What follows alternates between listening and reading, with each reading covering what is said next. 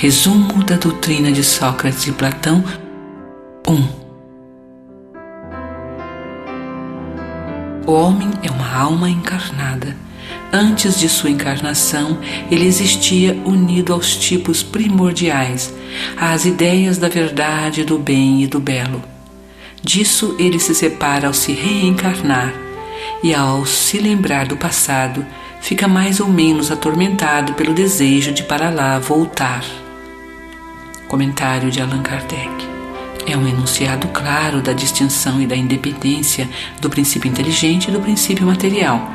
É, além disso, a doutrina da pré-existência da alma, da vaga intuição que ela conserva de um outro mundo ao qual aspira, de sua sobrevivência ao corpo, de sua saída do mundo espiritual para se encarnar e de sua volta a este mesmo mundo após a morte.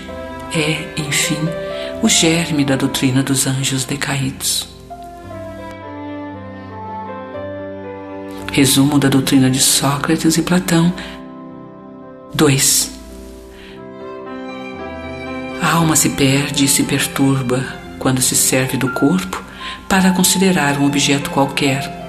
Ela sofre vertigens como se estivesse ébria, pois se atenha a coisas que são por natureza sujeitas a mudanças. Ao passo que, quando contempla sua própria essência, ela se liga ao que é puro, eterno, imortal. E, sendo da mesma natureza, mantém-se ligada o tempo que puder. Então, sua loucura cessa, pois está unida ao que é imutável. E este estado da alma é o que chamamos de sabedoria. Dessa forma, ilude-se a si mesmo o homem que considera as coisas deste mundo, terra a terra, do ponto de vista material. Para apreciar melhor, teria que fazê-lo do alto, isto é, do ponto de vista espiritual. Aquele, pois, que está de posse da verdadeira sabedoria, tem que, de alguma forma, isolar a alma do corpo, para ver com os olhos do espírito. É o que ensina o Espiritismo. Resumo da doutrina de Sócrates e Platão 3. Enquanto tivermos nosso corpo e a alma se encontrar mergulhada nesta corrupção, jamais possuiremos o objeto de nossos desejos, a verdade. De fato, o corpo nos suscita 1000 obstáculos devido à necessidade que temos de cuidar dele.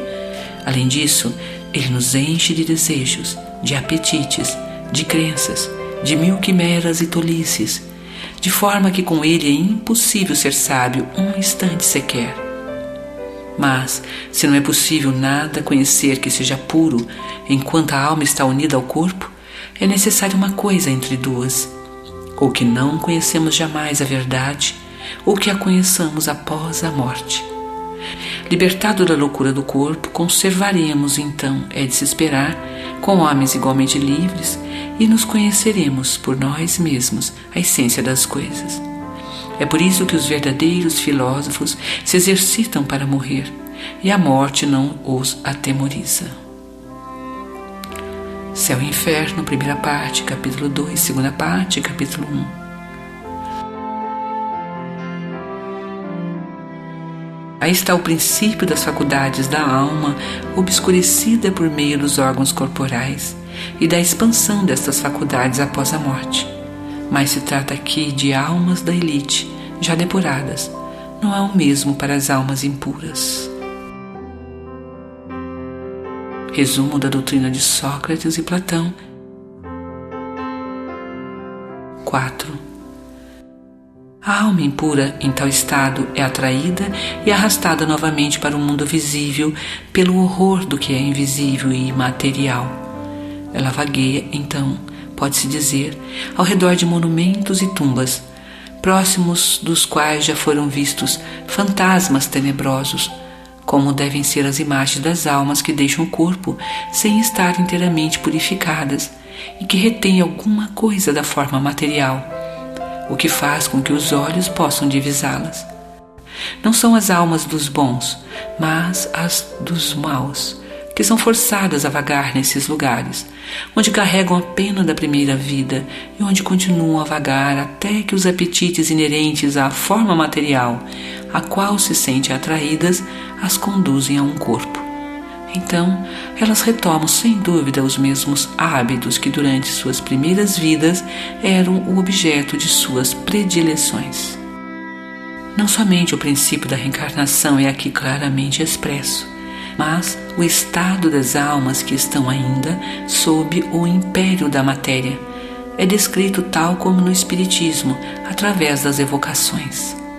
Além disso, o que é também dito é que a reencarnação em um corpo material é consequência da impureza da alma, enquanto que as almas puras são liberadas dela. O Espiritismo não diz outra coisa, acrescentando ainda que a alma que tomou boas decisões durante a erraticidade e que adquiriu conhecimentos traz ao renascer menos defeitos, mais virtudes e mais ideias intuitivas que não possuía na existência precedente.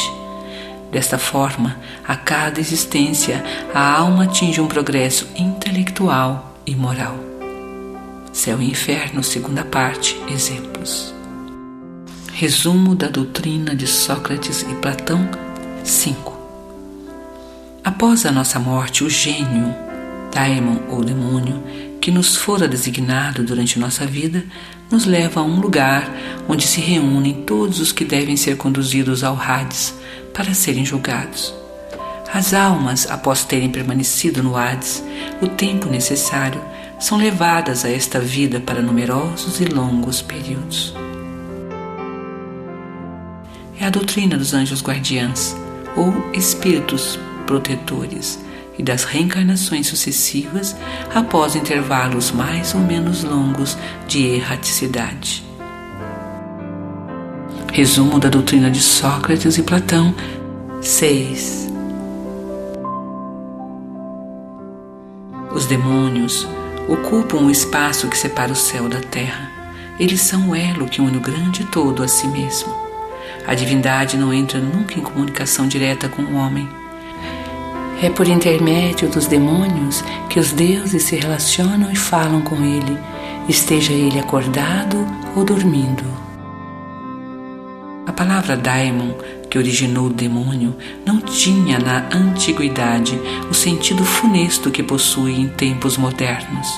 Não se referia exclusivamente a seres malfazejos, mas a todos os espíritos em geral, entre os quais distinguiam-se os espíritos superiores chamados os deuses e os espíritos menos elevados, ou demônios propriamente ditos, que se comunicavam diretamente com os homens.